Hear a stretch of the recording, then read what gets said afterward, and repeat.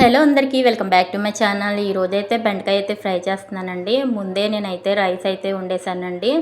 అలాగే టమాటా రసం అయితే పెట్టాను. తాలింపు అయితే వేయాలి. లంచ్ అయితే ప్రిపేర్ చేసేయాలి కదండి మార్నింగే. ముందుగా అయితే బెండకాయ అయితే ఫ్రై చేసేస్తాను. దానికోసం స్టవ్ వెలిగించి కడాయి పెట్టుకొని ఒక 3 స్పూన్స్ వరకు అయితే ఆయిల్ వేసుకుంటున్నానండి. ఎందుకంటే ఫ్రై కాబట్టి ఒక హాఫ్ స్పూన్ అయితే ఆవాలు వేసుకొని కాస్త చిట్పట్లాడిన తర్వాత శనగపప్పు, మినపప్పు, పల్లీలు అలాగే వెల్లుల్లి అయితే కాస్త దంచి వేసుకున్నాను. దీంట్లోకి ఎండుమిర్చి, కరివేపాకును కూడా వేసుకోవాలి.